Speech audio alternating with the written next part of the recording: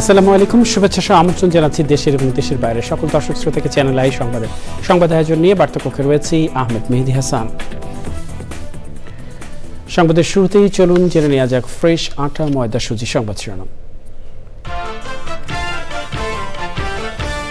অন্তর্বর্তী সরকারের উপদেষ্টা পরিষদ থেকে নাহিদ ইসলামের পদত্যাগ, গণ অভ্যুত্থানের প্রতিশ্রুতি বাস্তবায়নে মাঠে থেকে কাজ করার প্রত্যয়।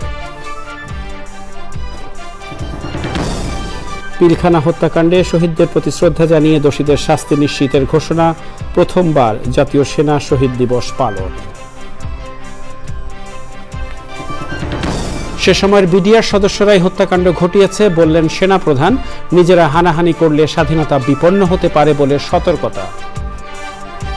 করছেন যে তারা অযাচিতভাবে শাস্তি পেয়েছেন, এটার জন্য আমি একটা বোর্ড করে দিয়েছি, একজন লেফটেন্যান্ট জেনারেল সেই বোর্ডের সদস্য। প্রথম পেজে 51 জন সদস্যর ব্যাপারে আমার কাছে রিকমেন্ডেশন নিয়ে এসেছে। হজ যাত্রাকে নিরাপদ করতে হজ ম্যানেজমেন্ট সেন্টার চালু করে হজ যাত্রীদের সার্বক্ষণিক সেবার নির্দেশ দিলেন প্রধান উপদেষ্টা, দায়িত্ব পালন না করলে কঠোর ব্যবস্থা। অন্তর্বর্তী সরকারকে নিরপেক্ষতা বজায় রাখতে তারেক রহমানের আহ্বান, গণতান্ত্রিক রাজনৈতিক দলগুলোর ঐক্য ধরে রাখার তাগিদ।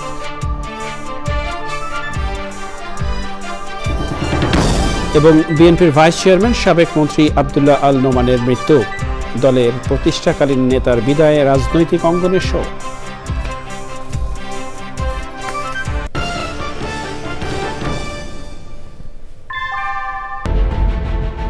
Primacy inbuilt.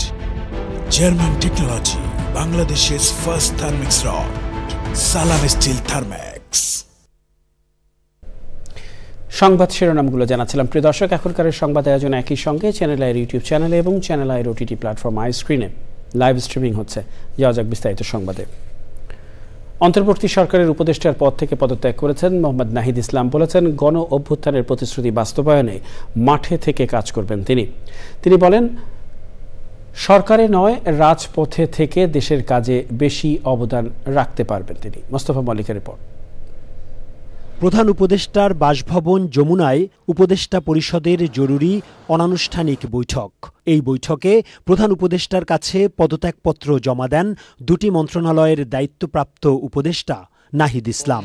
এই বৈঠকে প্রধান উপদেষ্টা বরাবর পদত্যাগপত্রে নাহিদ ইসলাম লিখেছেন, বর্তমান প্রেক্ষাপটে দেশ ও জাতির বৃহত্তর স্বার্থে আমার ছাত্র জনতার কাতারে উপস্থিত থাকা উচিত।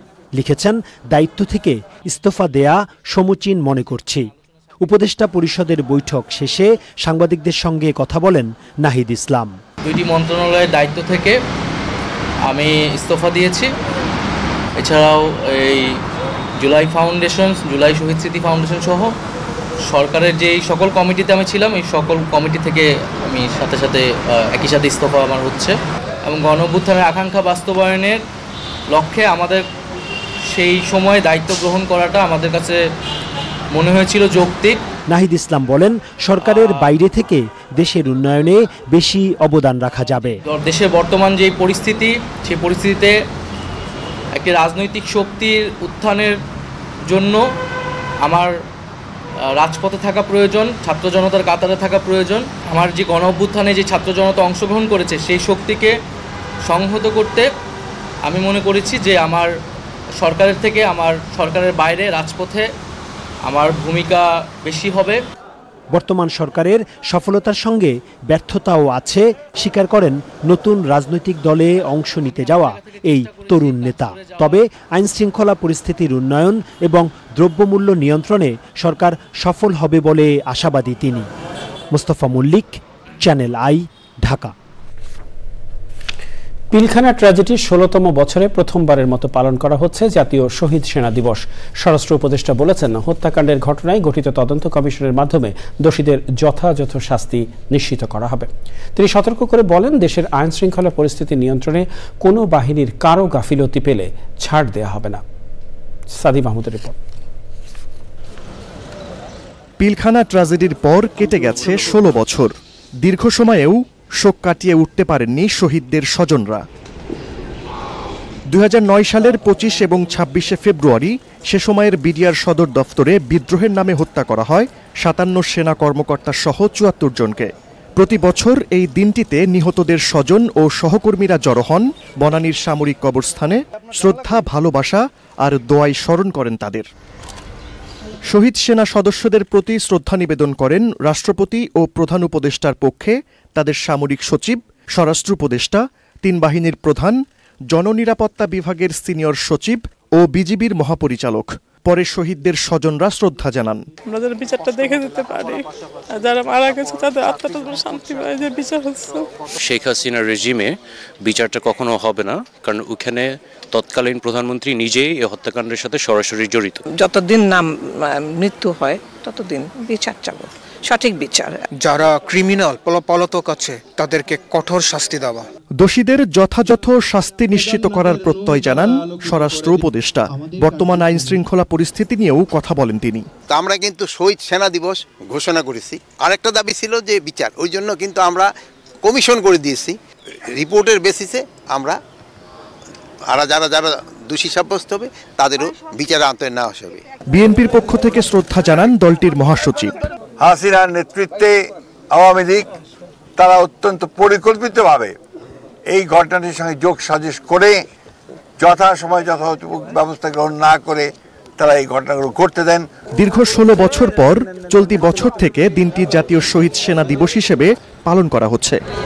সাদি মাহমুদ, চ্যানেল আই, ঢাকা। সেনাপ্রধান জেনারেল ওয়াকারুজ্জামান বলেছেন, বিডিআর হত্যাকাণ্ড সে সময়ের বিডিআর সদস্যরা ঘটিয়েছে, এখানে কোনো ইফ বা বাট নেই, ফুল স্টপ। যারা বিচারিক প্রক্রিয়ায় দোষী হয়েছে তারা দোষী। রাজধানীর রাওয়া ক্লাবে জাতীয় শহীদ সেনা দিবসের অনুষ্ঠানে তিনি আরও বলেন, ডিসেম্বরের মধ্যে নির্বাচন হবে, নিজেরা হানাহানি করে দেশকে অস্থিতিশীল করলে স্বাধীনতা বিপন্ন হবে বলে সতর্ক করেন তিনি। মাসুর সাইকেলের রিপোর্ট। 2009 সালে রাজধানীর পিলখানায় সেনা কর্মকর্তাদের হত্যার দিনকে প্রথমবারের মতো রাষ্ট্রীয়ভাবে সেনা দিবস হিসেবে পালন। সেদিনের ঘটনা নিয়ে আলোচনায় অংশ নেন নিহত ও আহত সেনা কর্মকর্তাদের পরিবারের সদস্য ও সাবেক সেনা সদস্যরা। দিবসটিতে বাণী দিয়েছেন প্রধান উপদেষ্টা। জাতীয় শহীদ সেনা দিবস হিসেবে সেনাপ্রধান তার বক্তব্যে পিলখানা হত্যাকাণ্ডের বিচার নিয়ে তার অবস্থান পরিষ্কার করেন।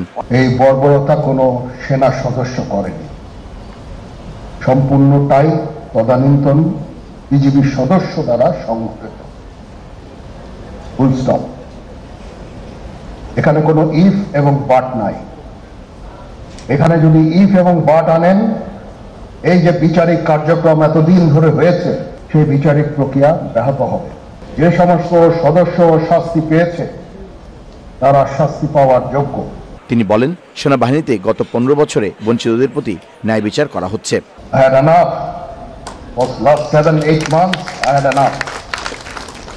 আমি চাই দেশ এবং জাতিকে একটা সুন্দর জায়গায় রেখে আমরা সেনানিবাসে ফেরত আসব। ডিসেম্বরের মধ্যে নির্বাচন হতে হবে জানিয়ে তিনি বলেন, নিজেদের মধ্যে হানাহানি করে দেশকে অস্থিতিশীল করলে স্বাধীনতা বিপন্ন হতে পারে। আমি যতবারই ডক্টর ইউনূসের সাথে কথা বলেছি, he completely agrees with me. There should be free, fair and inclusive election, and that election should be within December or স্মৃতিচারণে শহীদ পরিবারের সদস্যরা ঘটনার মাস্টারমাইন্ডদের খুঁজে বের করা, সরাসরি হত্যাকাণ্ডে অংশগ্রহণকারীদের শাস্তি নিশ্চিত করা এবং ভবিষ্যতে এমন নৃশংস ঘটনা যেন আর না ঘটে সেই ব্যবস্থা নেয়ার আহ্বান জানিয়েছেন। মাসুর শাকিল, চ্যানেল আই, ঢাকা। হজ যাত্রাকে সহজ, সুন্দর ও নিরাপদ করতে হজ ম্যানেজমেন্ট সেন্টার চালু করে হজ যাত্রীদের সার্বক্ষণিক সেবার নির্দেশ দিয়েছেন প্রধান উপদেষ্টা ডক্টর মোহাম্মদ ইউনূস। নগরীর রাষ্ট্রীয় অতিথি ভবন যমুনায় হজ ব্যবস্থাপনা সংক্রান্ত জাতীয় কমিটির সভায় এই নির্দেশ দেন তিনি। প্রধান উপদেষ্টা বলেন, একজন হজ যাত্রীও যেন কোনো ধরনের ভোগান্তির শিকার না হন সে প্রচেষ্টা থাকতে হবে।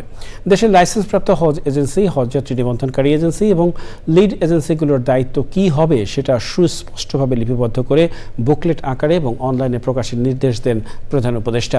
প্রধান উপদেষ্টা বলেন, সরকারের দায়িত্ব হলো এজেন্সিগুলোর দায়িত্ব পালন যেন সঠিকভাবে হয় তা নিশ্চিত করা, দায়িত্ব পালন না করলে কঠোর ব্যবস্থা নেওয়া। সভায় ধর্ম উপদেষ্টা ডক্টর আ.ফ.ম.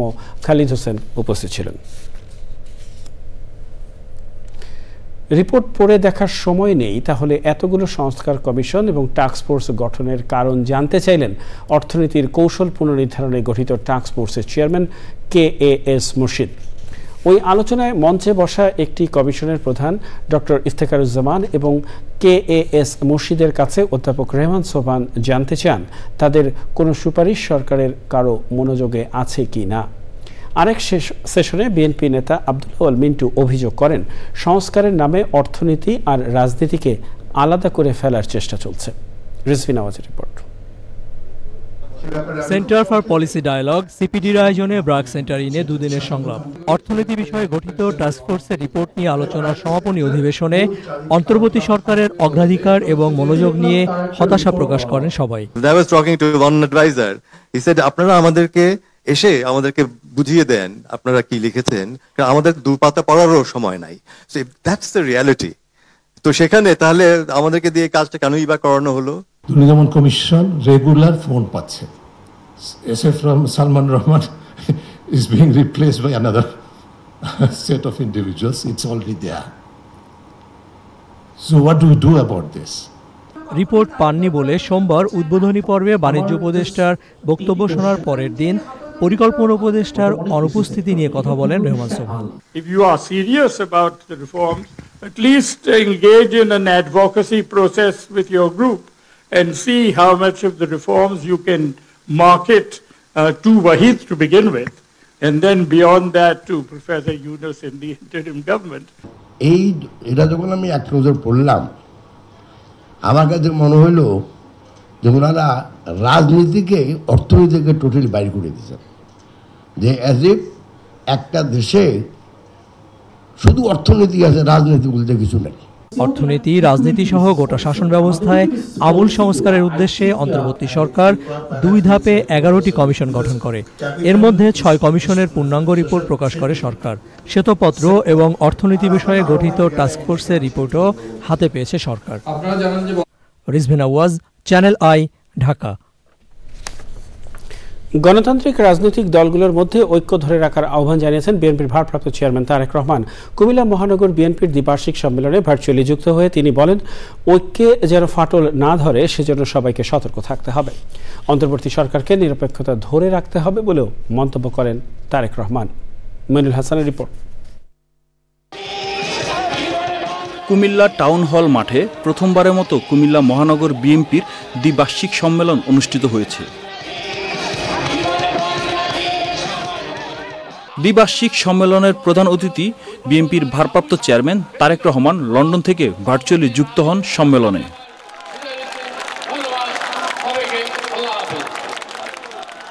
তারেক রহমান বলেন, দেশের মানুষের ভাগ্য পরিবর্তন যদি করতে হয় তাহলে অবশ্যই দেশে স্থিতিশীলতা বজায় রাখতে হবে। এবং গণতন্ত্রের একটি মূল মন্ত্র হচ্ছে আমরা আমাদের মধ্যে যে মতপার্থক্য থাকবে বিভিন্নভাবে বিভিন্ন জায়গায়, সেটি দলের ভিতরেই হোক, সেটি অন্য কোনো রাজনৈতিক দলের সাথেই হোক না কেন, আমরা মতপার্থক্য থাকলে আমরা বসবো, আমরা আলোচনা করব, আমরা সিদ্ধান্ত গ্রহণ করব। আমাদের মতপার্থক্য যদি বিভেদের মধ্যে বা বিভেদ সৃষ্টি করে আমাদের নিজেদের মধ্যে, সবচাইতে বেশি ক্ষতিগ্রস্ত হবে দেশ, ক্ষতিগ্রস্ত হবে দেশের মানুষ, ক্ষতিগ্রস্ত হবে এই দেশের গণতান্ত্রিক রাজনৈতিক দলগুলো। অন্তর্বর্তী সরকারে কিছু কিছু ব্যক্তির বক্তব্যে দেশের অস্থিতিশীলতা সৃষ্টি হচ্ছে বলে মন্তব্য করেন বিএনপির ভারপ্রাপ্ত চেয়ারম্যান। আমরা চাই বর্তমান অন্তর্বর্তীকালীন সরকার সফল হোক। এই দেশের মানুষের রাজনৈতিক যে অধিকার, যেই অধিকারকে বহু বছর আগে পলাতক স্বৈরাচার রাতের আধারে অস্ত্রের জোরে লুণ্ঠন করে নিয়ে গিয়েছিল, এই অন্তর্বর্তীকালীন সরকার একটি সুষ্ঠু এবং নিরপেক্ষ নির্বাচনের মাধ্যমে সেই অধিকার বাংলাদেশের মানুষের কাছে ফিরিয়ে দিবে।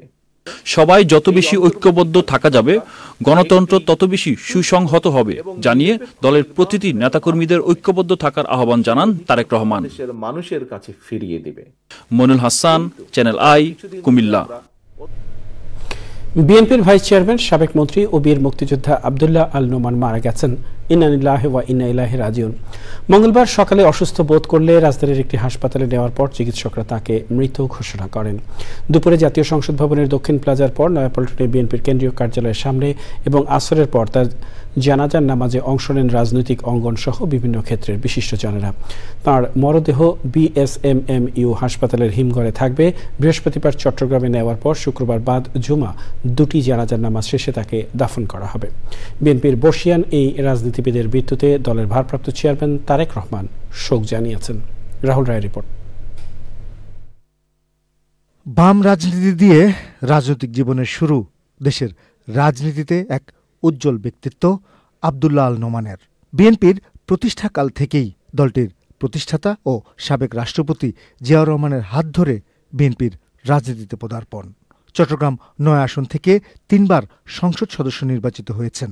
১৯৯১ সালে তিনি মৎস্য ও প্রাণী সম্পদ মন্ত্রী এবং ২০০১ সালে খাদ্যমন্ত্রী হিসেবে দায়িত্ব পালন করেন। বর্ষিয়ান এই রাজনীতিবিদের মৃত্যুর খবরে তার ধানমন্ডির বাসভবনে ছুটে আসেন বন্ধু, স্বজন ও শুভানুধ্যায়ীরা। তিনি এই রাজনীতির জন্য অনেক ত্যাগ স্বীকার করেছেন, জেলে গেছেন, বারবার অসংখ্য মামলার আসামি হয়েছেন, এমনকি শারীরিকভাবে নির্যাতিত পর্যন্ত হয়েছেন। আব্দুল্লাহ আল নোমান এর অবদান এই বাংলাদেশের মানুষ কখনোই ভুলবে না। ব্যক্তি আব্দুল্লাহ আল নোমান, রাজনীতিবিদ আব্দুল্লাহ আল নোমান, মন্ত্রী আব্দুল্লাহ আল নোমান, যাই বলি বাবা আব্দুল্লাহ আল নোমানের অনেক অনেক অনেক ঊর্ধ্বে। শেষবার দেখতে আসেন বিশিষ্টজনেরা। উনি অনেক ক্ষেত্রে বিচরণ করেছেন। চট্টগ্রাম ভেটেরিনারি বিশ্ববিদ্যালয় প্রতিষ্ঠায় কিন্তু ওনার অন্যতম অবদান ছিল। যাদের হারিয়ে আমরা দুর্বল হচ্ছি তাদের অন্যতম আব্দুল্লাহ আল নোমান। মূলত তিনি একজন ধ্রুপদী রাজনীতিবিদের যে আলাদা যে বৈশিষ্ট্য থাকা দরকার সেটা তার মধ্যে ছিল। জাতীয় সংসদ ভবনের দক্ষিণ প্লাজায় তার জানাজার নামাজ অনুষ্ঠিত হয়। বাদ আসর নয়াপল্টনের কেন্দ্রীয় কার্যালয়ের সামনে আরেকটি নামাজের জানাজায় অংশ নেন দলের নেতাকর্মী ও বিশিষ্টজনেরা।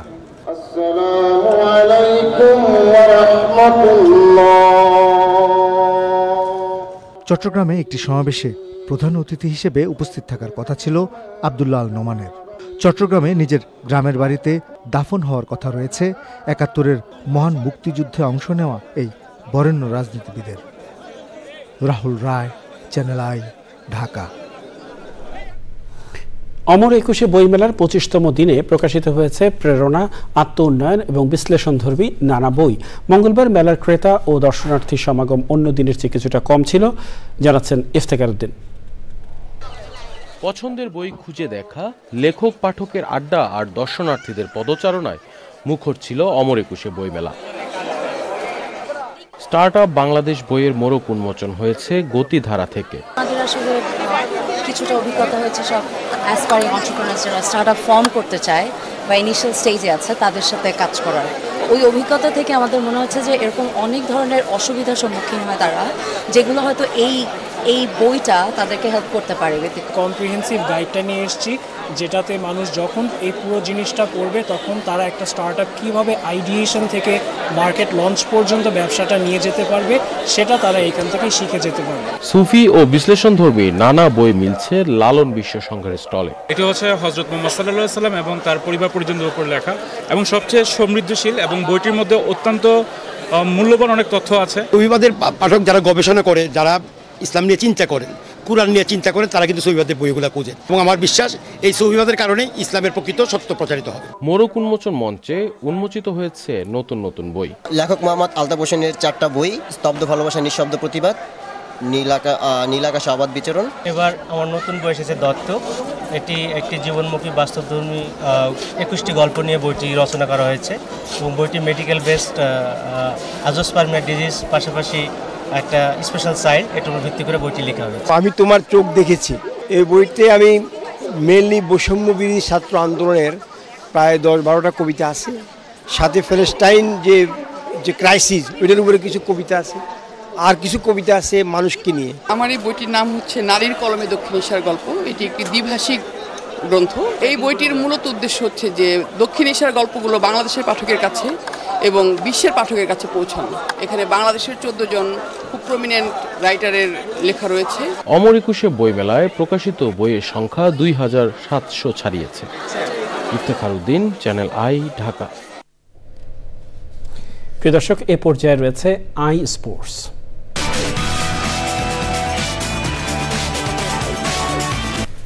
চলে যাচ্ছি পরবর্তী সংবাদে। বিএনপির স্থায়ী কমিটির সদস্য মির্জা আব্বাস বলেছেন, জাতীয় সংসদ নির্বাচনের আগে দেশে কোনো স্থানীয় সরকার নির্বাচন চায় না বিএনপি।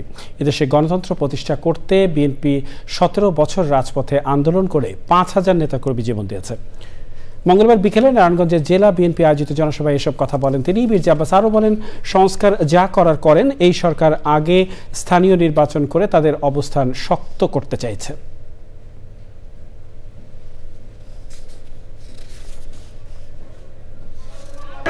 আমরা কোন ভাইকেই সংসদ নির্বাচনের আগে স্থানীয় সরকার নির্বাচনে দেখতে চাই না।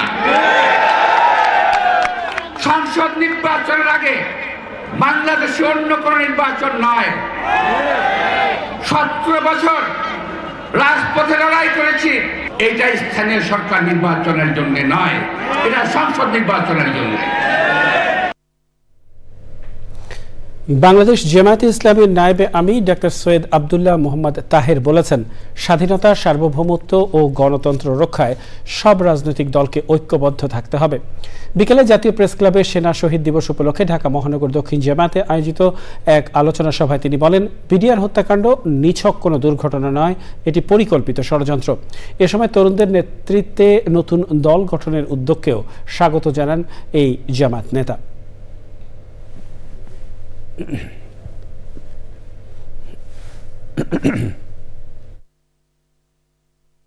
অবাধ, সুষ্ঠু নির্বাচন, দুর্নীতিমুক্ত বাংলাদেশ, নৈতিকতা এবং আলোকিত সমাজ গঠনের প্রক্রিয়া এবং উদ্যোগ, এই কয়েকটি বিষয়ে কারো দ্বিমত করার কোনো সুযোগ নেই প্রকাশ্যে। এই কয়েকটি বিষয়ে সকল দলকে, বুদ্ধিজীবীদেরকে, স্টেক হোল্ডার্সদেরকে আজ একই প্ল্যাটফর্মে এসে জাতির কাছে অঙ্গীকার করার জন্য আমি আহ্বান জানাচ্ছি। প্রিয় দর্শক, সময় হলো কিছুক্ষণের বিরতি নেবার, আর বিরতির পরে আরো জানিয়ে ফিরছি। ইউক্রেন যুদ্ধ বন্ধে জাতিসংঘের বিরতির পরে আবারও ফিরে এলাম চ্যানেল আই সংবাদে। 3টি মন্ত্রণালয়ের দুর্নীতির তথ্য প্রমাণ দুদক চেয়ারম্যানের কাছে জমা দিয়েছে দুর্নীতি বিরোধী জাতীয় সমন্বয় কমিটি। দুপুরে দুদক চেয়ারম্যানের কাছে বেসামরিক বিমান পরিবহন ও পর্যটন মন্ত্রণালয়, গণপূর্ত ও গৃহায়ণ মন্ত্রণালয়ের আওতাধীন পিডব্লিউডি ও প্রবাসী কল্যাণ মন্ত্রণালয়ের 3টি বড় দুর্নীতির তথ্য প্রমাণ তুলে দিয়ে সদস্যরা বলেন, এসব দুর্নীতির সঙ্গে জড়িত আমলারা এখনও স্বপদে বহাল আছেন। স্বপদে বহাল থাকায় দুদকের কিছু কর্মকর্তার সঙ্গে অভিযুক্ত ব্যক্তিদের যোগসাজশ থাকারও অভিযোগ করেন তারা। লাইসেন্স যাদেরকে দেওয়া হয়েছে মালয়েশিয়া মানে জনশক্তি রপ্তানির জন্য, তাদেরকে আমরা একটু বিবেচনায় রাখতে চাই। আমরা চেয়ারম্যানকে পরিষ্কার বলেছি, যেখানে 4700 আপনার বাইরের সদস্য আছে, সেইখানে ফ্যাসিস্ট হাসিনার আমলে ওই দুর্বৃত্ত মাফিয়া যারা হাজার হাজার কোটি টাকা লুটের সাথে জড়িত, ওই 100টা লাইসেন্সকে অবশ্যই কালো তালিকাভুক্ত করতে হবে। এ পর্যায়ে নিটল টাটা, আন্তর্জাতিক সংবাদ।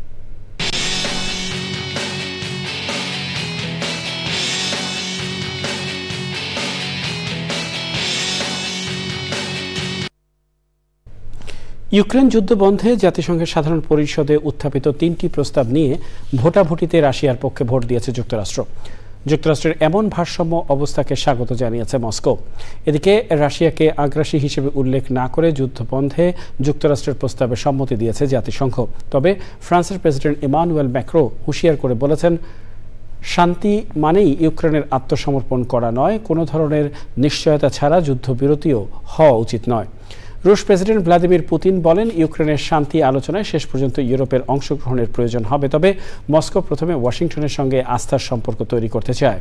এদিকে ইউক্রেন রাশিয়া যুদ্ধ আগামী কয়েক সপ্তাহের মধ্যে শেষ হতে পারে বলে ইঙ্গিত দিয়েছেন যুক্তরাষ্ট্রের প্রেসিডেন্ট ডোনাল্ড ট্রাম্প, তবে এই বিষয়ে বিস্তারিত তথ্য জানাননি তিনি। আই স্ক্রিন সাংস্কৃতিক সংবাদ।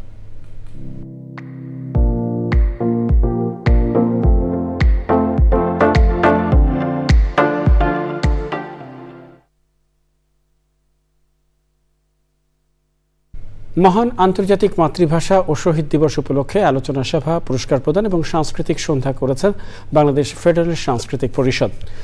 52 চেতনা 24 প্রেরণা শীর্ষক আলোচনায় প্রধান অতিথি ছিলেন বাংলাদেশ সুপ্রিম কোর্টের বিচারপতি ডক্টর মোহাম্মদ আবু তারিক। প্রধান আলোচক ছিলেন জাতীয় রাজস্ব বোর্ডের সদস্য মোহাম্মদ বেলাল হুসাইন চৌধুরী। সভাপতিত্ব করেন বাংলাদেশ ফেডারেল সাংস্কৃতিক পরিষদের প্রতিষ্ঠাতা ও চেয়ারম্যান মোহাম্মদ শহীদুল্লাহ প্রিন্স।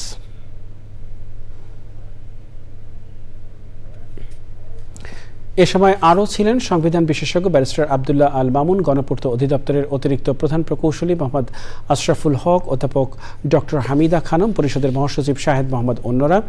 অনুষ্ঠানে চিত্রাঙ্কন প্রতিযোগিতায় বিজয়ী এবং কয়েকজন কৃতি ব্যক্তিকে অমর 21 সম্মাননা প্রদান করা হয়। কৃষি সংবাদ।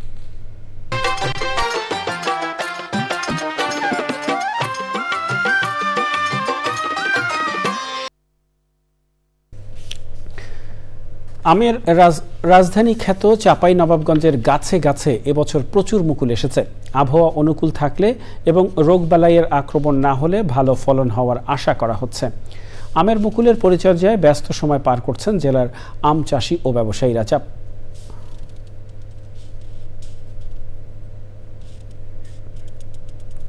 দেখবেন প্রকৃতি সংবাদ।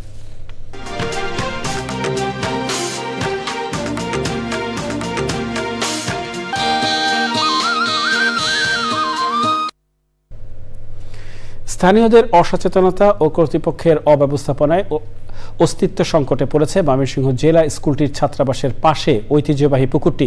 ময়লা আবর্জনা আর কচুরিপানায় ভরে যাওয়ায় মশা উৎপাদনের কারখানায় পরিণত হয়েছে এই পুকুর। বিপন্ন হচ্ছে পরিবেশ, হুমকিতে জনস্বাস্থ্য।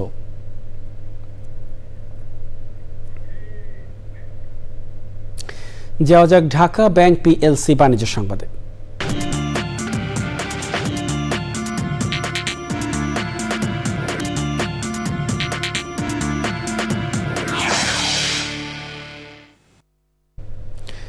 ঢাকা স্টক এক্সচেঞ্জে আজ লেনদেনে ঊর্ধ্বমুখী প্রবণতা দেখা গেছে। আগের কার্যদিবসের চেয়ে ডিএসইএক্স সূচক 32 পয়েন্ট বেড়ে 5267 পয়েন্টে দাঁড়িয়েছে। বেড়েছে বেশিরভাগ কোম্পানির শেয়ারের দাম। হাত বদল হয়েছে 396টি কোম্পানির 607 কোটি 20 লাখ টাকার শেয়ার ও মিউচুয়াল ফান্ড, যা আগের কার্যদিবসের চেয়ে 62 কোটি 92 লাখ টাকা বেশি। এর মধ্যে দাম বেড়েছে 196টির, কমেছে 156টির এবং অপরিবর্তিত রয়েছে 44টি কোম্পানির শেয়ারের দাম।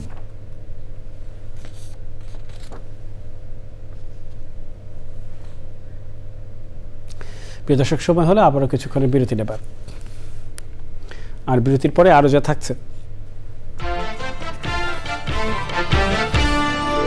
2007 সালে চাকরিচ্যুত 85 উপজেলা নির্বাচন কর্মকর্তাকে চাকরিতে বহালে আপিল বিভাগের নির্দেশ, ফিরিয়ে দিতে হবে সব সুযোগ সুবিধা। আরও একবার আমন্ত্রণ চ্যানেল আই সংবাদে। 2007 সালে তত্ত্বাবধায়ক সরকারের আমলে চাকরিচ্যুত 85 জন উপজেলা নির্বাচন কর্মকর্তাকে সব সুবিধা সহ চাকরিতে বহালের নির্দেশ দিয়েছেন আপিল বিভাগ। আপিল ও পুনর্বিবেচনার আবেদন নিষ্পত্তি করে ওই রায় দেন প্রধান বিচারপতি সৈয়দ রেফাত আহমেদের নেতৃত্বে 5 বিচারপতির বেঞ্চ। আপিলকারীদের পক্ষে আইনজীবী সালাউদ্দিন দোলন বলেছেন, 85 জনের মধ্যে 3 জন মারা গেছেন, ওই 3 জনের পরিবারও সুযোগ সুবিধা পাবেন। আপিল বিভাগের রায়ে সন্তোষ প্রকাশ করেছেন চাকরি ফিরে পাওয়া 2 জন। 2005 সালের 3রা সেপ্টেম্বর পিএসসির মাধ্যমে 320 জনকে উপজেলা নির্বাচন কর্মকর্তা হিসেবে অস্থায়ীভাবে নির্বাচন করা হয়। বিএনপি জামাত জোট সরকারের সময় ওই নিয়োগ নিয়ে বিতর্ক উঠলে 2007 সালে তত্ত্বাবধায়ক সরকারের আমলে 320 জনের মূল্যায়ন পরীক্ষা নেওয়া হয়। তাদের মধ্যে 85 জনকে ওই বছরই চাকরিচ্যুত করা হয়।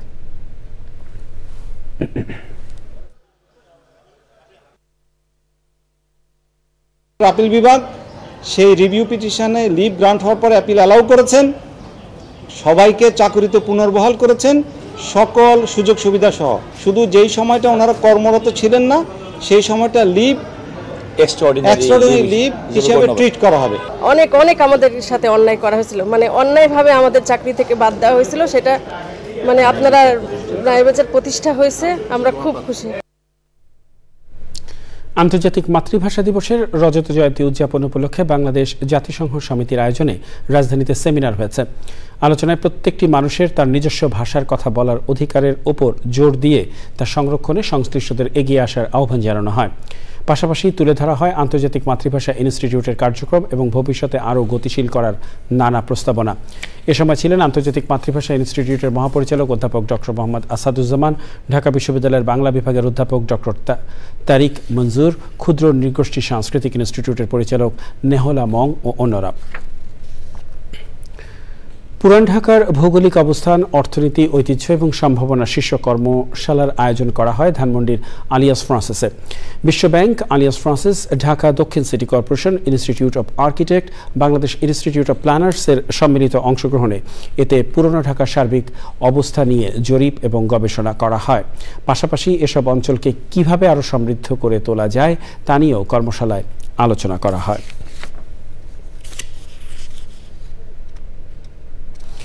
বিশ্বব্যাপী স্যানিটেশন সমস্যার সমাধানে প্রথমবারের মতো শুরু হলো toilet conference, the future of sanitation প্রতিপাদ্যে 2 দিনের সম্মেলনে স্যানিটেশন খাতের চ্যালেঞ্জ মোকাবেলা ও উদ্ভাবনী সমাধান খোঁজা নিয়ে আলোচনা করা হয়। আয়োজনে স্যানিটেশন ফাইন্যান্সিং, জলবায়ু সহনশীল স্যানিটেশন, লিঙ্গ সমতা, শারীরিক ও মানসিক প্রতিবন্ধিতা এবং ব্যক্তিগত খাতের সম্পৃক্ততার মতো বিষয়গুলো নিয়েও সেশন পরিচালিত হয়। বাংলাদেশ নেদারল্যান্ডস দূতাবাসের head of mission Andre Karstens, WaterAid বাংলাদেশের country director Hasin Jahan, Sweden দূতাবাসের রাষ্ট্রদূত নিকোলাস উইক্স, ইউনিসেফের প্রতিনিধি রানা ফ্লাওয়ার্স ও ওয়ার্ল্ড টয়লেট অর্গানাইজেশনসের প্রতিষ্ঠাতা জ্যাক সিম জুয়েক সহ বিশিষ্টজনরা এ সময় উপস্থিত ছিলেন। চট্টগ্রামের ঐতিহ্যবাহী সঙ্গীত শিক্ষা কেন্দ্র চারুতা সঙ্গীত একাডেমির বার্ষিক সাংস্কৃতিক উৎসব, চিত্র প্রদর্শনী, সনদপত্র ও পুরস্কার বিতরণ হয়েছে। নগরীর শিল্পকলা একাডেমিতে চিত্র প্রদর্শনীর উদ্বোধন করেন অতিথিরা। প্রদর্শনী শেষে শিল্পকলা একাডেমি চত্বরে একাডেমির অধ্যক্ষ ফজল আমিন শাওনের সভাপতিত্বে আলোচনা সভা হয়।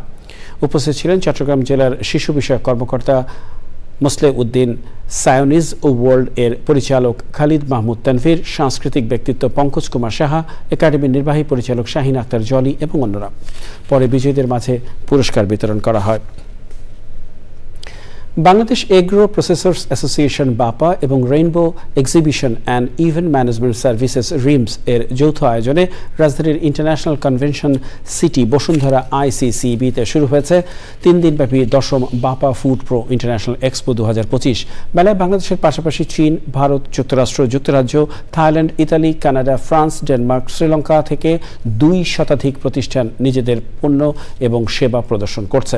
মেলার উদ্বোধনীতে রপ্তানি উন্নয়ন ব্যুরো, ইপিবির vice chairman Anwar Hossain, PRAN RFL এর গ্রুপের চেয়ারম্যান ও প্রধান নির্বাহী আহসান খান চৌধুরী, বাপার সভাপতি মোহাম্মদ আবুল হাশেম, রিমস বাংলাদেশের ব্যবস্থাপনা পরিচালক চানমোহন সাহা এবং বিশিষ্টজনরা উপস্থিত ছিলেন।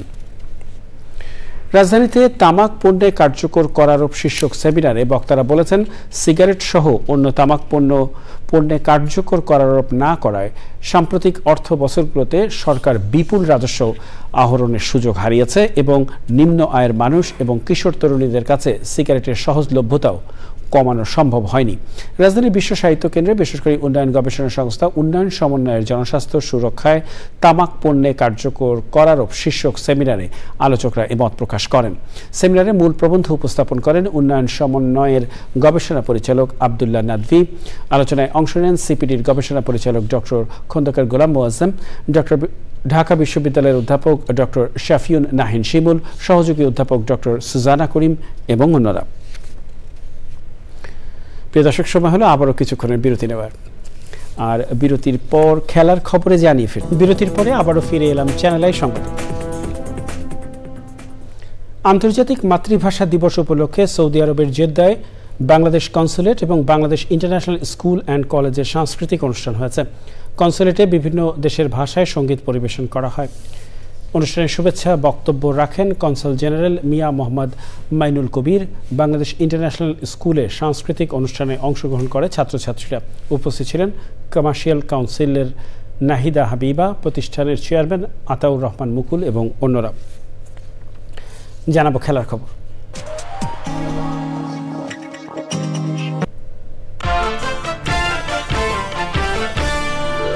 অন্তর্বর্তী সরকারের উপদেষ্টা পরিষদ থেকে নাহিদ ইসলামের পদত্যাগ, গণ অভ্যুত্থানের প্রতিশ্রুতি বাস্তবায়নে মাঠে থেকে কাজ করার প্রত্যয়।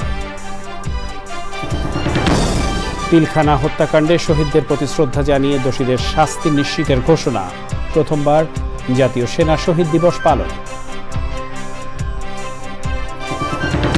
সে সময়ের বিডিআর সদস্যরাই হত্যাকাণ্ড ঘটিয়েছে বললেন সেনা প্রধান। নিজেরা হানাহানি করলে স্বাধীনতা বিপন্ন হতে পারে বলে সতর্কতা। করছেন যে তারা অযাচিতভাবে শাস্তি পেয়েছেন, এটার জন্য আমি একটা বোর্ড করে দিয়েছি, একজন লেফটেন্যান্ট জেনারেল সেই বোর্ডের সদস্য।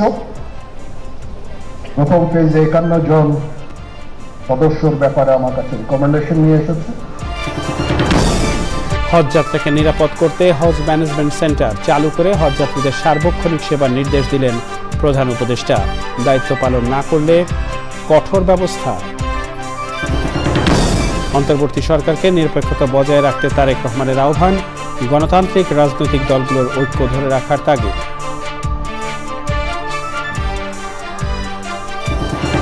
এবং বিএনপির ভাইস চেয়ারম্যান সাবেক মন্ত্রী আব্দুল্লাহ আল নোমানের মৃত্যু, দলের প্রতিষ্ঠাকালীন নেতার বিদায়ের রাজনৈতিক অঙ্গনের শোক।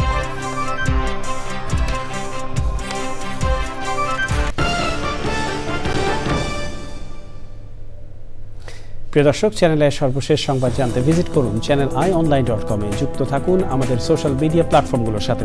এর সাথে শেষ করছি এখনকার সংবাদ আয়োজন।